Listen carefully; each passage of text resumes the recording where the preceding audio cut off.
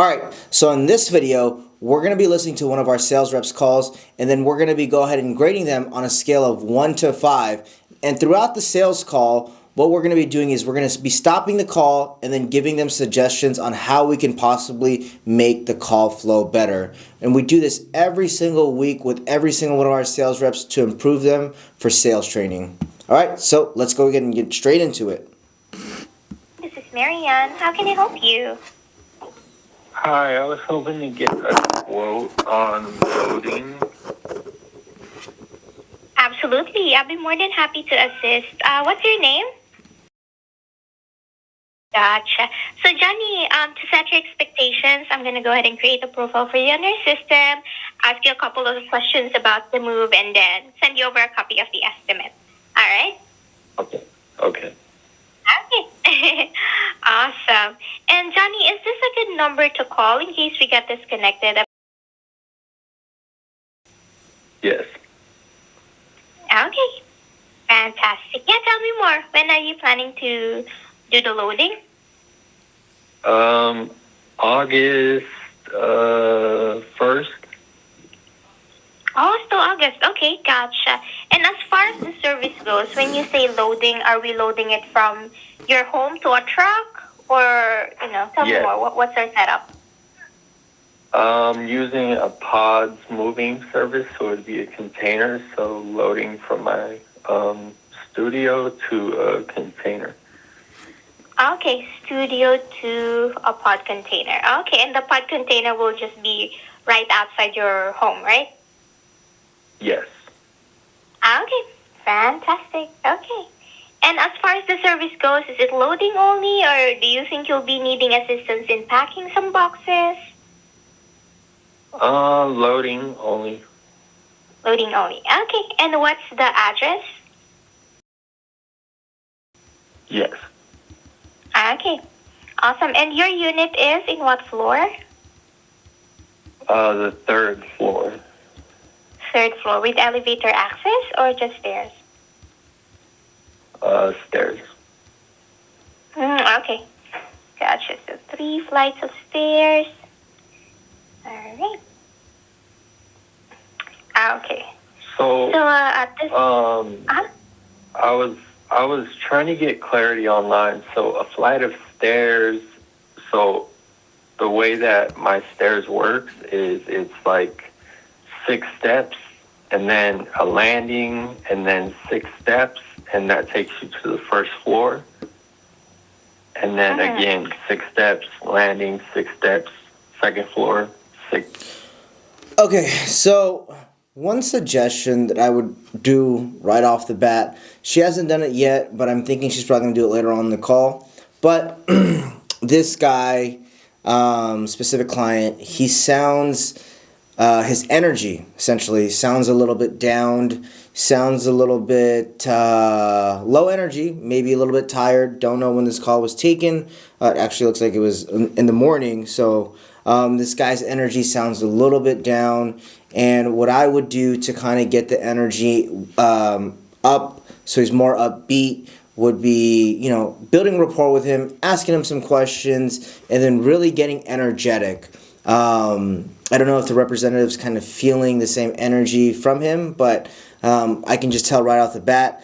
My first suggestion would be going ahead, upping the energy, getting energetic, sounding a little bit more excited so this customer gets a little bit more excited. Also, just creating some rapport right then and there. It's already been 3 minutes in the call, and I haven't seen any rapport or breaking the ice from there. So that's the first suggestion. 6 steps, landing, 6 steps, 3rd floor. Gotcha. Yes. For us, we consider around 10 steps to be 1 flight of stairs. So there. For us. That's how we consider a flight of stairs. Probably 5 to 6 would be half flight. So there. That's how we usually, that's how we usually gauge it. So, okay, right. 3 flights is good. Yes, more or less 3 flights. So you said this is a studio apartment. So would you kindly give me an idea, Johnny? What would be the items that we will be loading for you? A mid-size refrigerator,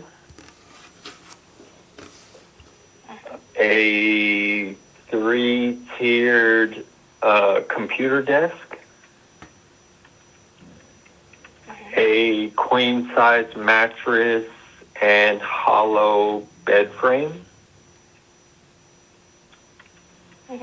a 6-drawer dresser chest, and let's see, a bookshelf, a portable air conditioner, and a I guess kitchen. What is it? What would you call it? Like a, I don't know, kitchen island situation, or like a. Okay, yes, it's like portable island. Basically like a,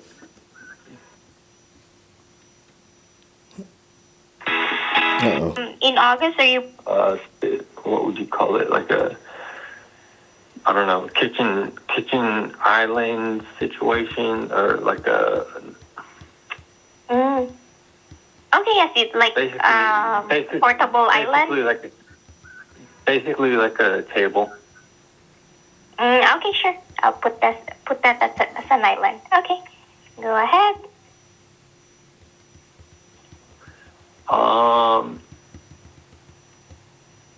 I think that's it.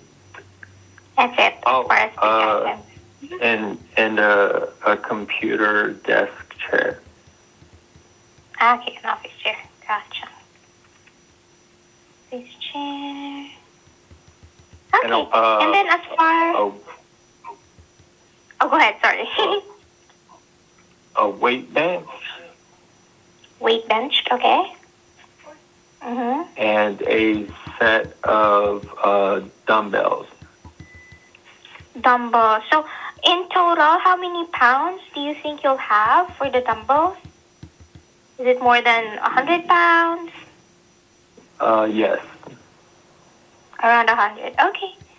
So, I'll put 1, 2, 3. Okay. So, I'd say about 100, 150. 150. Okay. Gotcha. Yeah. Okay. And I think that's it. Okay. Sounds good. 150. Okay. Oh, sorry. A side table and a printer.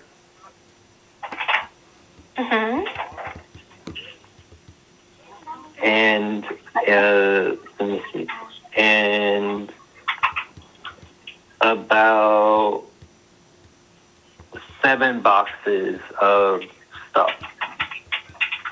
Okay, 7 medium boxes, or do you think it would be a large one? Medium. Medium size. Okay, got it. That's it? Yes. Okay, awesome. Well, thank you so much for being thorough with the items that we will be moving for you. But just for liability purposes, how much would that... Okay, so regarding this inventory, what we want to do is we want to go ahead and guide the customer through every single one of the rooms instead of having them being able to give us the inventory. What happens a lot of the times is that the customers will just go ahead and go off of everything from the top of their head.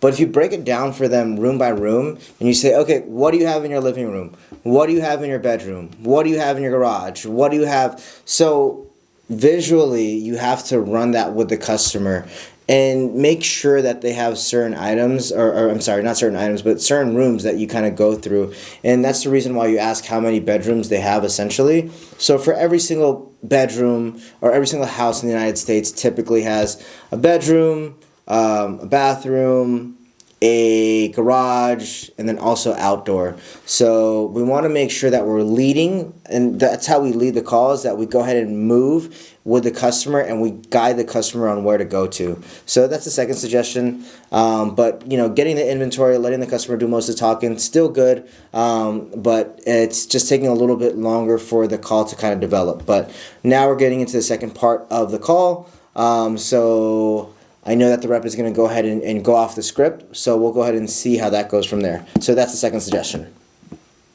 Everything be worth. Is it like 20K, 30K? About 8. 8,000? Yes. Okay. Gotcha. All right. Awesome. So let me go ahead and generate the code for you real quick. Well, it's good to know that your move is still in August, but you're already preparing for it. Most of our customers, big deal. yeah, most of our customers will be always in a rush, a few days before the move, and then they'll just ask for the estimate. Yeah. Awesome. Okay, but in August, are you moving somewhere else? Are you planning to renovate this home?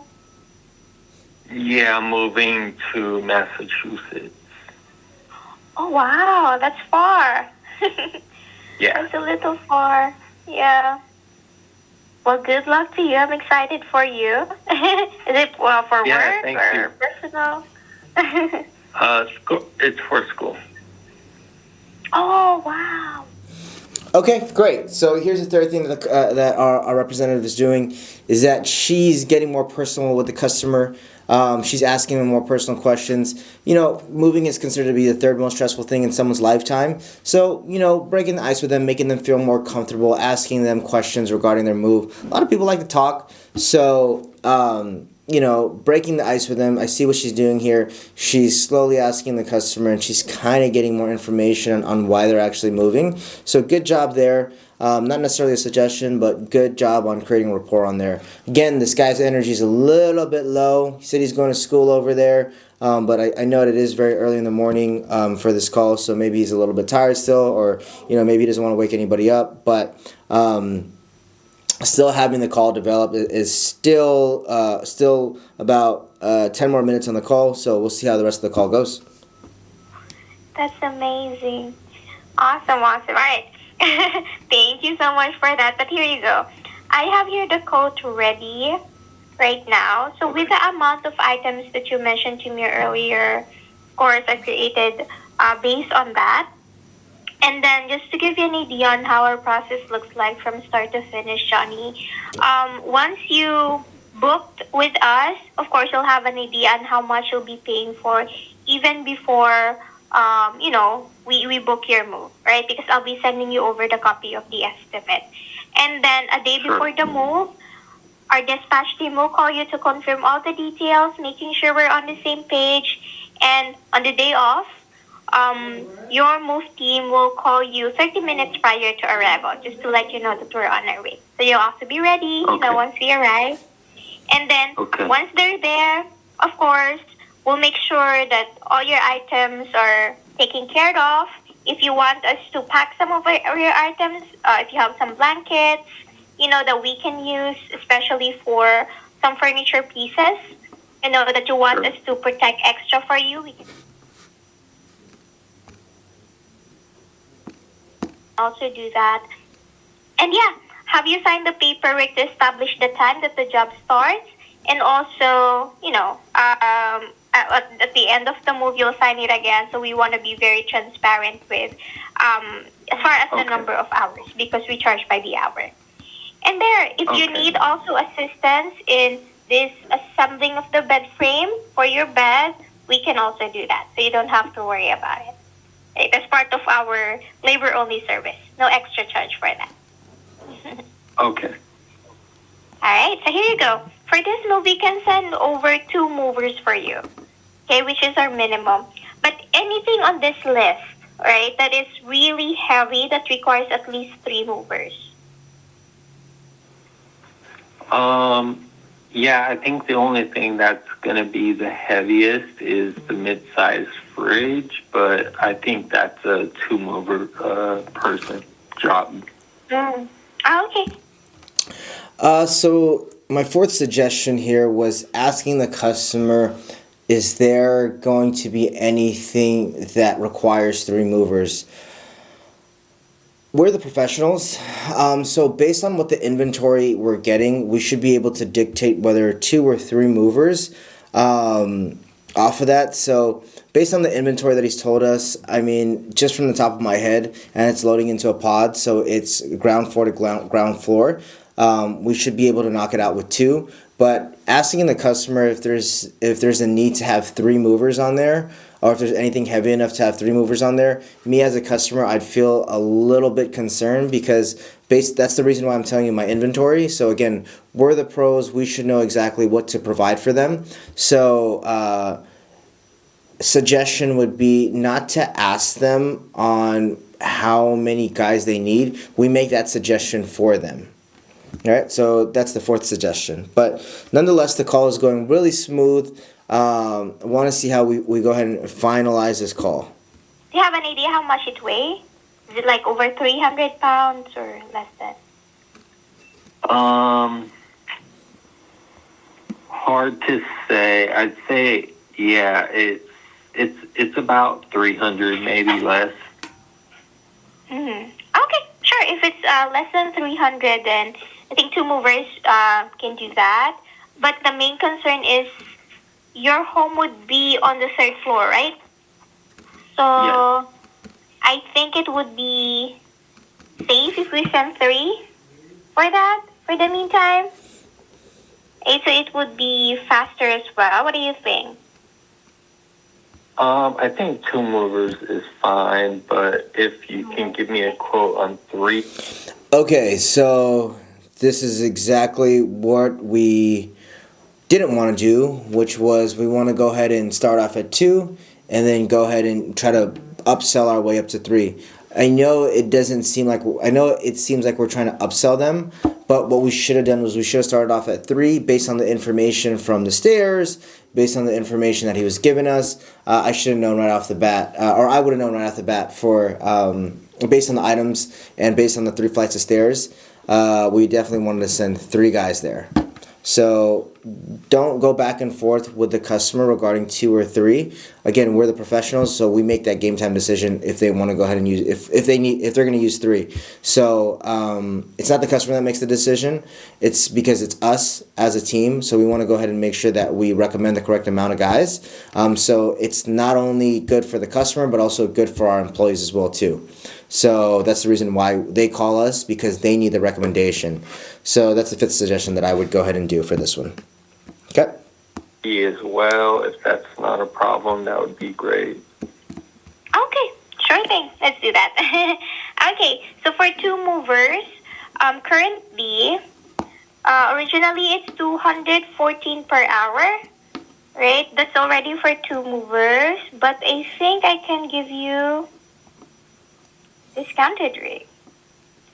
Okay, later. I'll go ahead and check, but that's 214 per hour. Other standard fees would be labor-only fee for 214 as well, and then full value protection for 167 and 20 cents. And that's it. We just have a minimum of 2 hours for this one. And Okay. that's basically it as far as our charges. So 214 and then plus 126. Okay, so 214 times 2 hours, right? Plus Yes. a labor-only fee of 214. Okay, and then, yes, that's correct.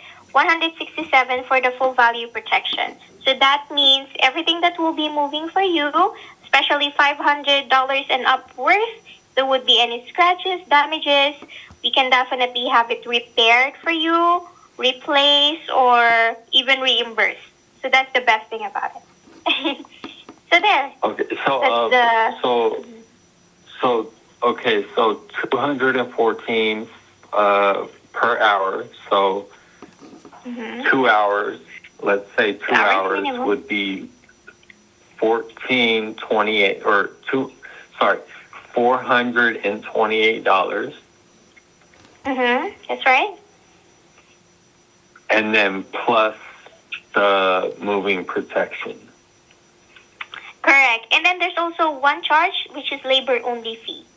Let's not forget, labor-only fee is also one-time charge. Yes. Of $214 as well. It's the same as the hourly. Yes. Okay. Got it. Okay, so let me send you the copy, Johnny. Do you have an email where I can send this over? Fantastic. Okay, let me send this over.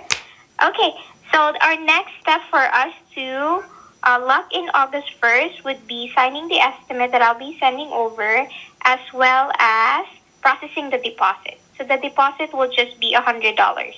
And then the rest of the payment will be right after the move. Okay, let's go ahead and process that right now. Well, no, I'm not. I'm getting estimates right now, so I'm not trying to put a deposit yet.